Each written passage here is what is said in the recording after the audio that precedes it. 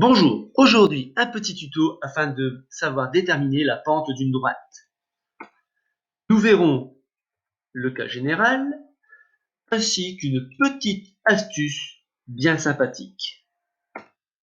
Alors, qu'est-ce que la pente d'une droite? En fait, la pente, c'est le rapport entre le dénivelé, c'est-à-dire la différence de niveau entre deux endroits, ici par exemple nos points A et B, donc par rapport au déplacement horizontal qu'il y a à faire pour partir du point A au point B. Mathématiquement, cela se traduit comment? Alors, prenons toujours notre droite avec nos points A et B qui peuvent être n'importe où sur la droite. La pente est donnée par la formule YB moins YA sur XB moins XA. Donc YB moins YA, c'est la différence de hauteur, et XB moins XA, c'est le déplacement horizontal.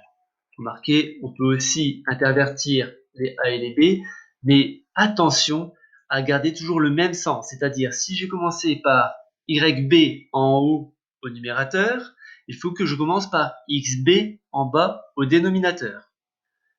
Alors, petit rappel sur YB et XB, correspondent donc à l'ordonnée et l'abscisse du point B.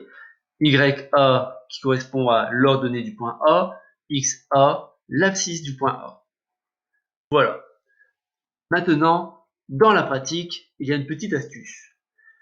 En effet, on peut toujours se ramener à un déplacement horizontal de une unité.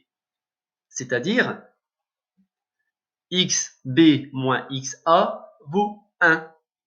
À partir du point A, il faut avancer de une unité en déplacement horizontal pour retomber ensuite sur le point B. Ainsi, la pente, c'est simplement la différence de hauteur entre le point A et le point B.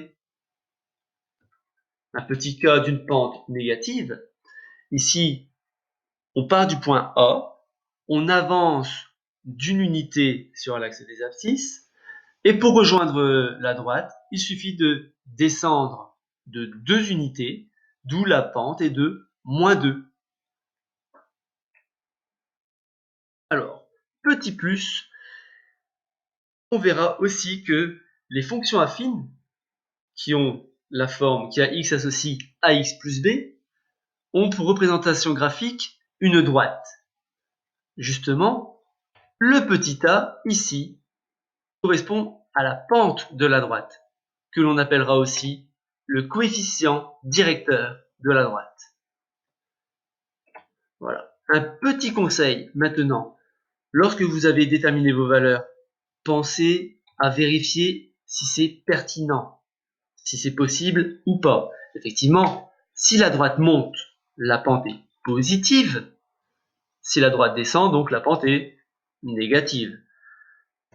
Maintenant, si vous avez une valeur très faible, c'est que la pente est très faible aussi. Nous sommes presque à plat, c'est-à-dire nous avons une droite presque horizontale.